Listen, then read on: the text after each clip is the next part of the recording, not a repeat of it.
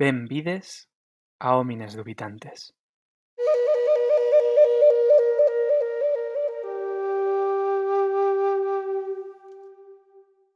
Una cordial bienvenida a Homines Dubitantes. Ha pasado tanto tiempo desde el último episodio que parece una eternidad. Hemos cambiado de año y parece que el mundo también. En estos tiempos intensos y oscuros, precarios y desoladores, es también tiempo de incertidumbre y de duda. ¿Y qué sería de este podcast sin todos esos ejercicios dubitativos? Es cierto que habitar el terremoto de la duda no es para nada fácil, y mucho menos obtener ideas y creencias claras ante tanto ruido. He querido dejar un tiempo considerable para poder organizar mis ideas, y aunque como ya dije en el episodio anterior, tengo bastante escrito y por tanto hay contenido suficiente para este podcast, la naturaleza del contexto político, social y cultural, unido a una serie de decisiones que estoy tomando en mi vida, no me han dejado tener el tiempo que requiere grabar y editar estos episodios. Además, quería dedicarle su tiempo a este episodio. Pero basta de excusas. Hoy os presento un episodio diferente a los anteriores, que quizás pueda ser un formato que explorar en los próximos episodios. Esta vez voy a dejar en segundo plano la filosofía social para realizar un episodio más centrado en la interconexión entre la historia, la antropología y la sociología. Para ello, os traigo un fenómeno que además me afecta personalmente y cuyas dinámicas están a la orden del día en nuestro contexto político. Hoy quiero compartir con vosotros mis reflexiones sobre la migración. Hablemos de la migración y en concreto cómo entender todos estos procesos humanos a la luz de nuestra propia historia tanto personal como de país, pues creo que hacerlo nos ayuda a generar relaciones de empatía y comprensión hacia otros seres humanos. En último término, cómo nos relacionamos con el otro tiene más que ver con la forma en la que percibimos el nosotros que el ellos. Reflexionar sobre la migración es sin duda debatir sobre lo que nos hace humanos. Es innegable que las dinámicas migratorias forman parte del proceso vital del ser humano. Como afirma el poeta y cantante uruguayo Jorge Drexler, somos una especie en viaje. No tenemos pertenencias sino equipaje. Vamos con el polen en el viento. Estamos vivos porque estamos en movimiento. Esta relación inseparable entre la existencia humana y el movimiento constante nos permite comparar y analizar cómo se han desarrollado las dinámicas humanas no solo en la actualidad, sino también en diferentes contextos históricos. Este potencial comparativo de los estudios migratorios es esencial para este episodio. La idea principal es utilizar un contexto histórico concreto con unas particularidades dinámicas migratorias, en mi caso el de España, para reflexionar sobre la experiencia migratoria entre seres humanos, sus posibles causas y sus consecuencias. Este ejercicio nos permitirá no solo conocer las especificidades de la dinámica migratoria española en el último siglo aproximadamente, sino que también nos proporcionará argumentos para discutir cómo se percibe, se legisla y debate la migración hoy en día en nuestra sociedad globalizada. La elección del cronotopo para este episodio, del contexto español, es evidentemente subjetiva.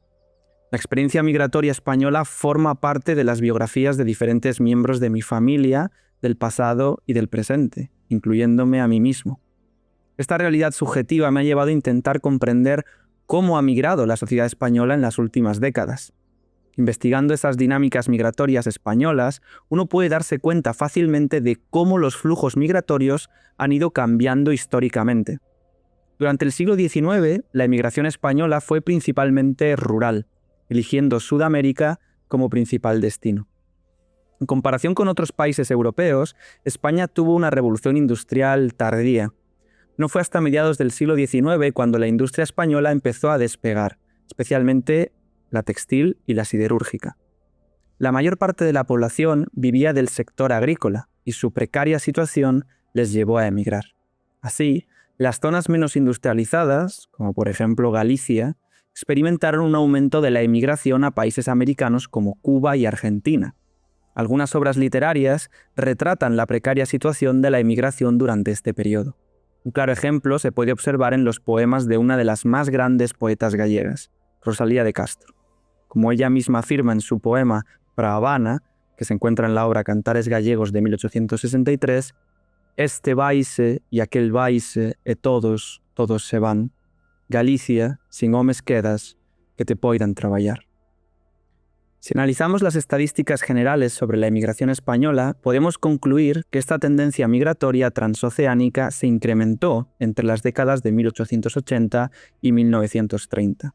Es decir, la permanencia de los flujos migratorios permitió la creación de vínculos asociativos y familiares entre distintos puntos del continente americano y la península ibérica. La realidad de los emigrantes en este periodo se refleja no solo en cartas y documentos oficiales, sino también en manifestaciones culturales.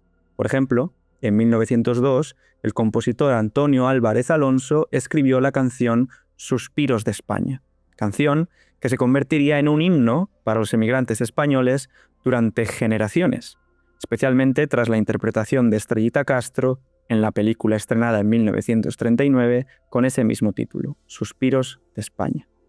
Sin embargo, todo cambió en los años 30. Políticamente, España vivió uno de los acontecimientos históricos más convulsos de su historia. Para aquellas personas que no estén familiarizadas con la historia reciente de España, tras la dictadura de Primo de Rivera, el rey Alfonso XIII abdicó después de que los partidos republicanos hubieran obtenido unos resultados históricos en las elecciones municipales de 1931. La abdicación del rey inició un proceso de profunda reforma institucional que desembocó en la proclamación de la Segunda República Española. Sin entrar en los detalles políticos e históricos del gobierno republicano, el cambio de régimen desembocó en los episodios más crueles de la historia contemporánea de España. Los flujos migratorios se vieron afectados por un nuevo componente, la represión política. La Segunda República Española terminó con un golpe de Estado por parte de militares sublevados, influidos por ideas fascistas, surgidas pocos años antes en Italia. Una coalición de monárquicos y fascistas organizó un golpe de Estado que se inició el 18 de julio de 1936 para acabar con la República. Finalmente, el 1 de abril de 1939, y tras 3 años de guerra civil, el gobierno republicano fue derrotado, iniciándose un proceso dictatorial bajo el general Francisco Franco que duró hasta 1975. Los primeros años de la dictadura franquista se caracterizaron no solo por una economía claramente autárquica, tomando ideas de la Italia de Mussolini y la Alemania de Hitler, sino también por una brutal represión política que llevó al exilio a miles de personas. Curiosamente, muchos utilizaron esas vías transoceánicas establecidas en décadas anteriores. Políticos, poetas, intelectuales y profesores emigraron a países como México, Argentina, Cuba, Chile, Uruguay o Venezuela. La mayoría de ellos murieron, de hecho, en el exilio y siguen enterrados lejos de sus familias. Además, miles de niños fueron enviados a la Unión Soviética, aliada del gobierno republicano durante el conflicto bélico, con el fin de evitar la guerra, lo que se ha conocido en la historiografía como los niños de Rusia. La mayoría de ellos nunca regresó a España. La literatura española de la época nos ha permitido reconstruir la realidad de quienes tuvieron que dejarlo todo para salvar sus vidas y las de sus familias. Me gustaría compartir la reflexión que uno de estos intelectuales exiliados escribió cuando vivía en México. Sus palabras son las siguientes: el exiliado siempre vive separado de sus parientes, de su tierra, de su pasado. El exilio no es solo la pérdida de la propia tierra, sino también la pérdida de la tierra como raíz o centro. Estas palabras del filósofo Adolfo Sánchez Vázquez demuestran el cambio casi existencial que supone verse obligado al exilio. Asimismo, en esta misma época surgieron canciones que reflejaban ese sentimiento de desarraigo, como por ejemplo la canción El emigrante, de Juanito Valderrama. Curiosamente, esta copla andaluza iba a titularse El exiliado.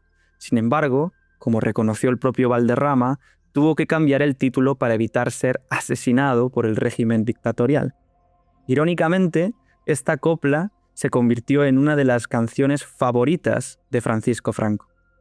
Analizando estas fuentes culturales, es inevitable preguntarse si existe una diferencia emocional o existencial entre quienes se exilian por motivos políticos y quienes emigran por su condición socioeconómica. Si, en otras palabras, la pérdida del centro del desarraigo de ese mundus, raíz, centro, que dirían los antiguos romanos, es significativamente diferente solo por las razones por las que se abandona el país de origen. Curiosamente, la historia de España, especialmente tras la Guerra Civil, nos da algunas ideas para responder a estas preguntas. Tras décadas de economía autárquica y enorme represión política, el régimen dictatorial de Franco experimentó un enorme cambio en 1959. El contexto de la Guerra Fría convirtió a la dictadura franquista en un aliado contra la Unión Soviética. El convencido anticomunismo de Franco le convirtió en un aliado perfecto para controlar posiciones estratégicas en el sur de Europa, especialmente en el Estrecho de Gibraltar y la conexión atlántico-mediterránea. La alianza entre Estados Unidos y la España de Franco se concretó en los llamados Acuerdos de Madrid o Pactos de 1953. Sin entrar en los detalles del documento, la principal consecuencia de esta alianza fue una inyección de capital a la dictadura franquista a cambio del establecimiento de bases militares norteamericanas en distintos puntos del territorio español. La influencia económica de Estados Unidos permitió al gobierno de Franco desarrollar nuevas políticas y medidas económicas. El Plan de Estabilización de 1959 trajo consigo la liberalización de la economía. A partir de entonces, España dejó de estar aislada al entrar dentro de los flujos capitalistas occidentales.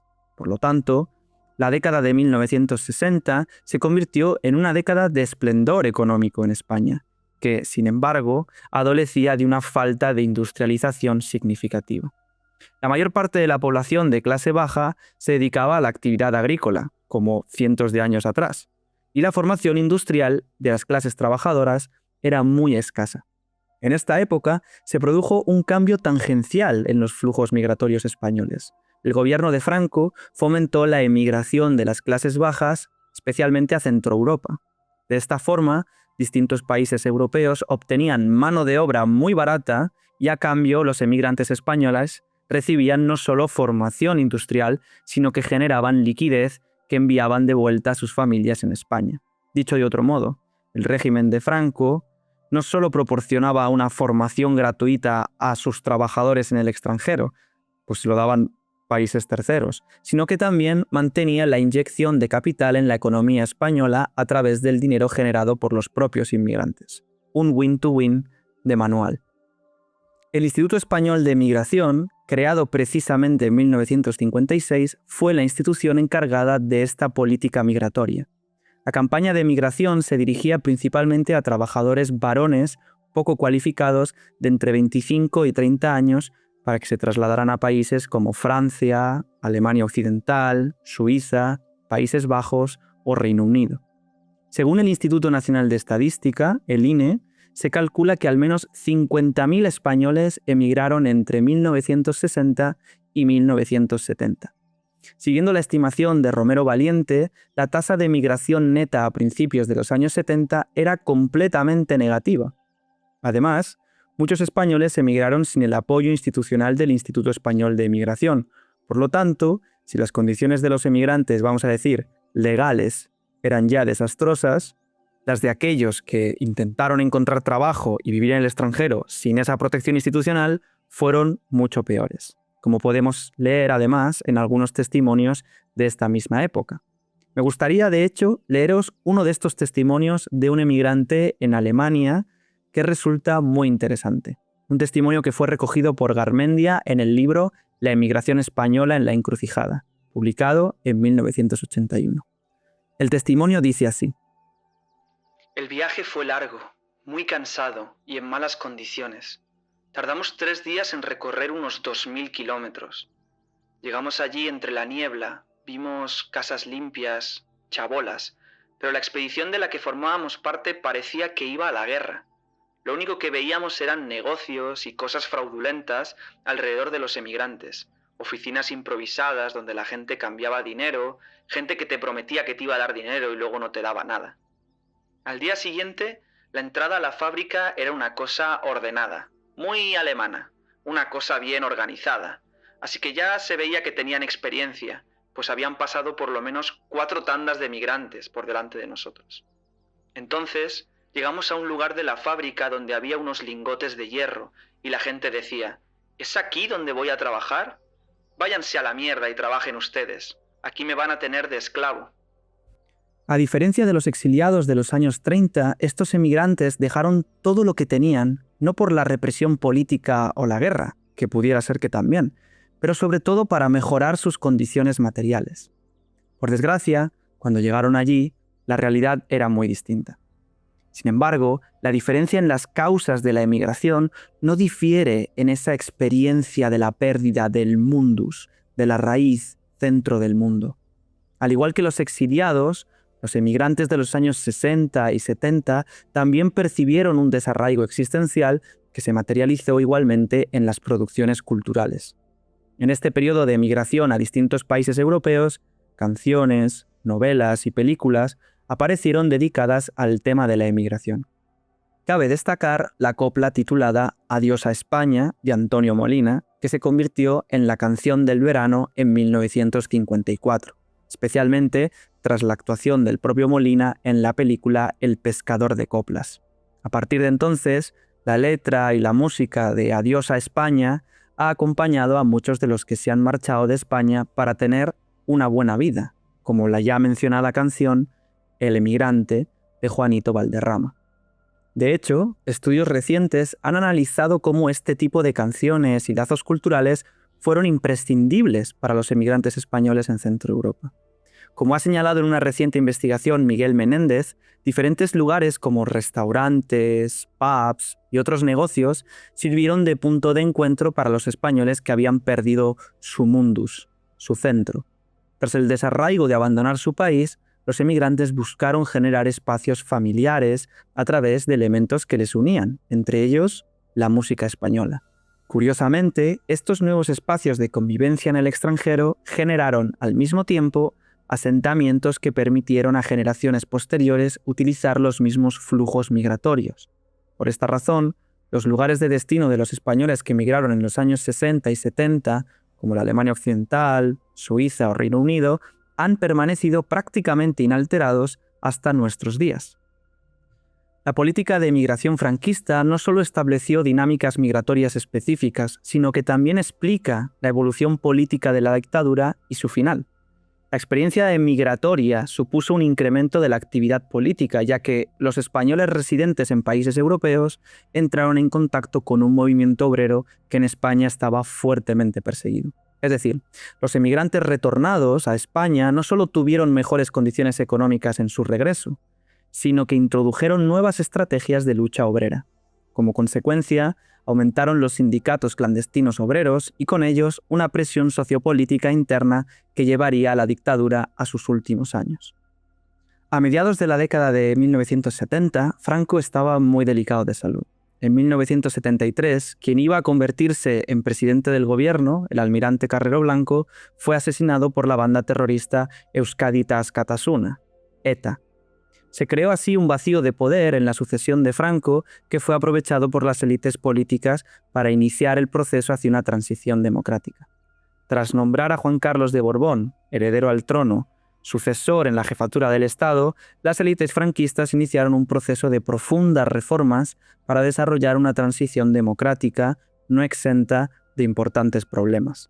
Tras la muerte de Franco en 1975, se inició un proceso constituyente que concluyó en 1978, cuando los españoles refrendaron en las urnas el nuevo régimen político, una monarquía parlamentaria. De este modo, España volvió a un régimen democrático que había estado suspendido durante 4 décadas tras el fin de la Segunda República en 1939. Estos cambios políticos también se tradujeron en cambios económicos y, por supuesto, en importantes transformaciones de las dinámicas migratorias. Desde finales de los años 70 hasta mediados de los 90 se produjo un cambio en las tendencias migratorias evidenciable. La emigración disminuyó progresivamente, mientras que la inmigración aumentó. Las nuevas condiciones políticas y el establecimiento de las libertades civiles, por ejemplo, la libertad de expresión, libertad de culto, libertad de manifestación, permitieron no solo el retorno de algunos de los españoles exiliados, sino también la llegada de inmigrantes de otras nacionalidades.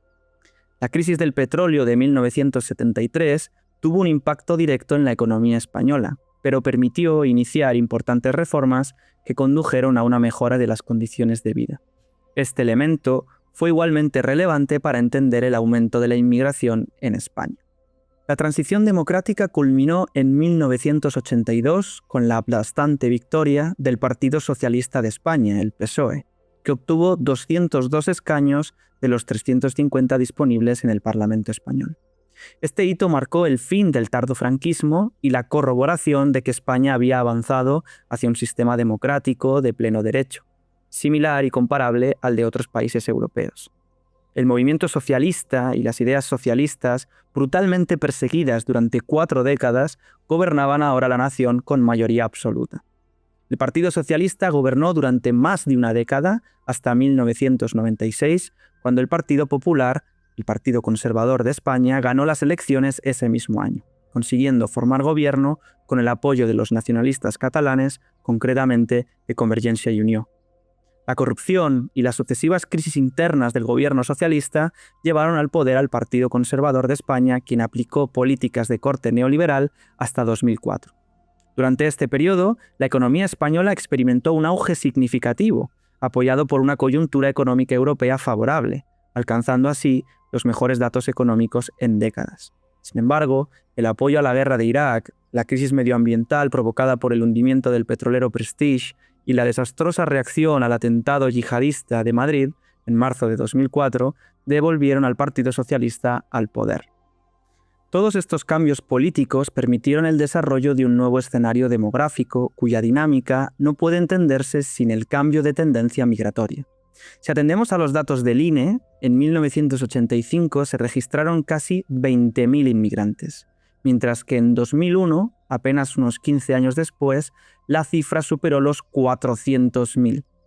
Los términos relativos son igualmente interesantes. En 1985, casi el 70% de los inmigrantes eran españoles retornados. Sin embargo, en 2001, solo el 5% de los inmigrantes eran españoles, mientras que más del 80% eran incluso extracomunitarios, fuera de la Unión Europea. Este aumento de la inmigración y reducción de la inmigración continuó hasta la crisis financiera de 2007 y 2008. Las condiciones económicas se mantuvieron con una importante inversión en gasto público por parte del gobierno socialista. Sin embargo, todo cambió en 2011. El gasto público se redujo drásticamente, las políticas de austeridad implantadas en la Unión Europea fueron la prioridad, provocando una enorme pérdida de poder adquisitivo para las familias españolas. Estas nuevas condiciones económicas provocaron un nuevo cambio en la tendencia migratoria.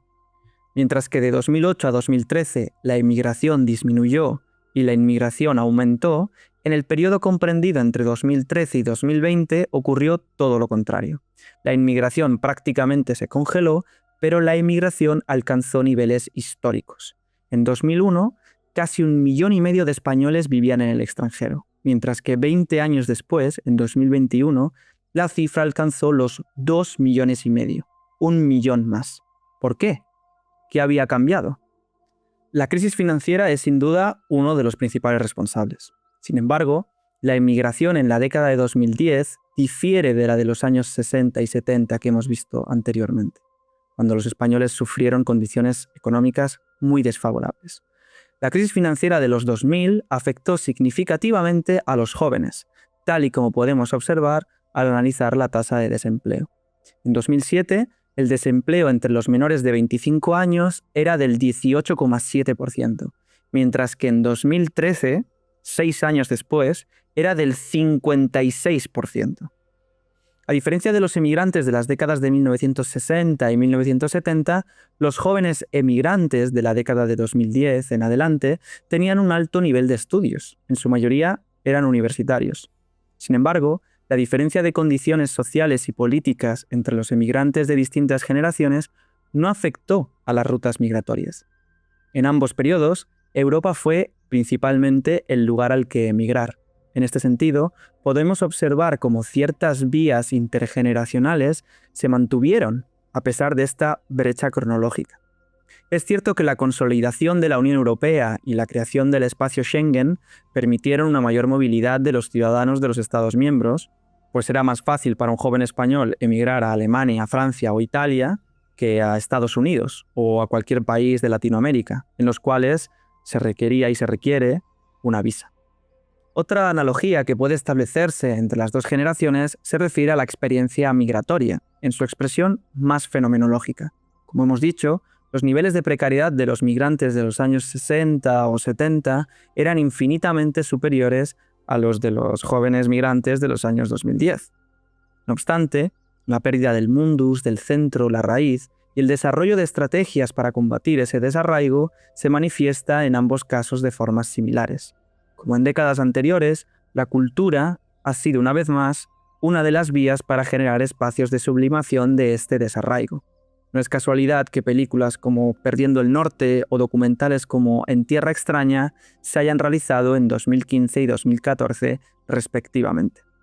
Además, los inmigrantes españoles establecieron redes en sus nuevos lugares de residencia en ambos contextos históricos. A diferencia de los emigrantes de generaciones pasadas, esta nueva generación joven se apoyó en la tecnología y las redes sociales para crear asociaciones más amplias e interconectadas en la que los españoles residentes en distintos países pudieran compartir no solo sus experiencias, sino también poder luchar conjuntamente contra su precariedad emocional y política. Un claro ejemplo de esta idea es Marea Granate, autodefinida como una organización transnacional, apartidista, formada por emigrantes del Estado español y simpatizantes que tienen como objetivo combatir las causas de la crisis social y económica que obligó a emigrar. La asociación no solo ofrece espacios de reflexión colectiva, sino que también proporciona herramientas para hacer frente a las consecuencias de lo que denominan la emigración forzosa. El caso de Marea Granate es otro ejemplo de cómo los emigrantes, en este caso españoles, desarrollan formas de combatir la precariedad ligada a la emigración. Como he dicho antes, las condiciones económicas entre distintas generaciones pueden ser muy diversas, y de hecho lo son, pero la experiencia del desarraigo, que es el elemento que quiero destacar en este episodio, conecta ambos contextos. El objetivo, por tanto, de mi reflexión no era solo describir brevemente el contexto histórico y migratorio de España en el último siglo y medio, sino también reflexionar sobre una cuestión: ¿cómo afrontan los seres humanos el abandono de su hogar? Lo que he identificado en este episodio como la pérdida del mundus. El ejemplo de España aquí tratado nos proporciona algunos datos históricos y políticos que pueden servir de base para plantear esta pregunta claramente fenomenológica. Sin duda, reflexionar, dudar por la forma en que el ser humano afronta la dinámica migratoria carece de originalidad. Numerosos autores de distintas disciplinas han realizado destacadas aportaciones al respecto. Cabe mencionar el llamado síndrome de Ulises, que se refiere a las consecuencias psicológicas de la migración, como altos niveles de estrés, depresión o incluso trastornos de estrés postraumático. Sin embargo, mi punto de vista radica en lo que significa plantearse estas preguntas. En otras palabras, el interés no reside tanto en responderlas como en insistir en la necesidad de planteárnoslas. El mayor beneficio de enfrentarse a estas dudas es la empatía. Apenas he mencionado en el documento el ritmo de la inmigración en Europa, la llamada crisis de los refugiados y las personas que viven de conflictos bélicos a territorios europeos, como en el caso de Ucrania, por poner un ejemplo. Sin embargo, estos fenómenos migratorios son cuestiones críticas de nuestro tiempo. Reflexionar sobre nuestro pasado migratorio, o más bien sobre la historia de las migraciones en cualquier país europeo, nos permite empatizar con aquellas personas que, como en pasadas generaciones europeas, perdieron su mundus para desarrollar una buena vida. Nadie, ningún ser humano, puede negar a otro lo que Mezadra ha denominado el derecho de fuga. España, como otras naciones, ha estado completamente atravesada e históricamente atravesada por el ejercicio legítimo del derecho de fuga, tal y como hemos podido ver a lo largo de este episodio. Recordar nuestra condición migrante materializada en nuestra historia y cultura nos ayuda a fortalecer los lazos entre nosotros y lo que nos une como seres humanos.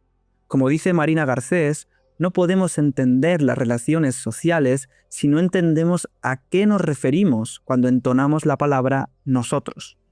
Los seres humanos nos continuamos unos a otros. Donde no llega mi mano, llega la del otro. Lo que no sabe mi cerebro, lo sabe el del otro. O en palabras de Carlos Pereda, a nada que nos pongamos a reflexionar, nos damos cuenta de que, como dice este autor, mi yo no parece ser totalmente mío. Al menos no parece ser del todo hechura mía. Otros y otras colaboraron y prosiguen colaborando en hacerlo y deshacerlo. Por tanto, reflexionar sobre nuestro pasado migratorio no es un mero ejercicio descriptivo, sino un debate sobre cómo nosotros debemos afrontar la migración hoy.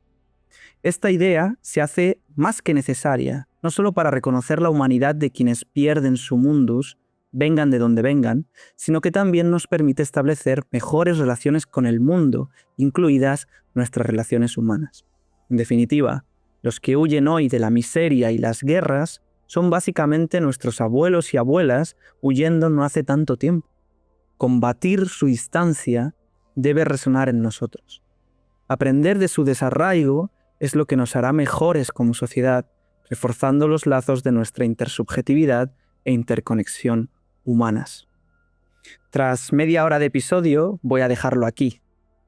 Aunque no me gustaría terminar sin recomendar, como siempre, un cuadro, una película, un libro y una canción. La imagen que da rostro a este episodio es la pintura conocida como Los Fugitivos, de Daumier, pintada en 1848. Lo fascinante de este cuadro es cómo el pintor francés supo inmortalizar, por un lado, el movimiento de las personas migrantes y por otro, mantener esa tensión con el anonimato de las figuras que aparecen en el cuadro. No hace falta ver las caras y poner rostro a las personas que se aprecian en el cuadro para que nos genere cierta angustia y desasosiego. En cuanto a la película, una de las razones por las que escribí en su momento el guión de este episodio fue el haber visualizado el largometraje Green Border, dirigido por Agnieszka Holland y estrenado en 2023. El film es sobrecogedor, y lo es precisamente porque narra una realidad cruda y doliente. Recomiendo mucho que la veáis si tenéis tiempo. Por el libro, esta vez voy a optar por una novela gráfica de 2007 titulada Emigrantes, del australiano Sean Town.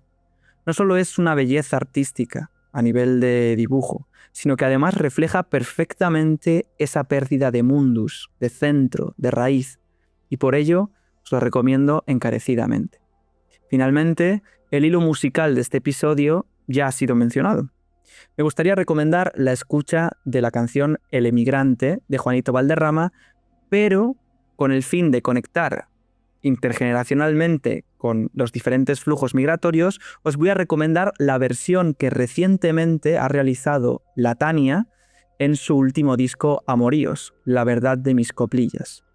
No solo me fascina la actualización de la copla que realiza la cantante, sino que ha querido reflejar precisamente esos espacios de cultura de los emigrantes que en bares, pubs o restaurantes europeos se juntaban para compartir soledades y morriñes.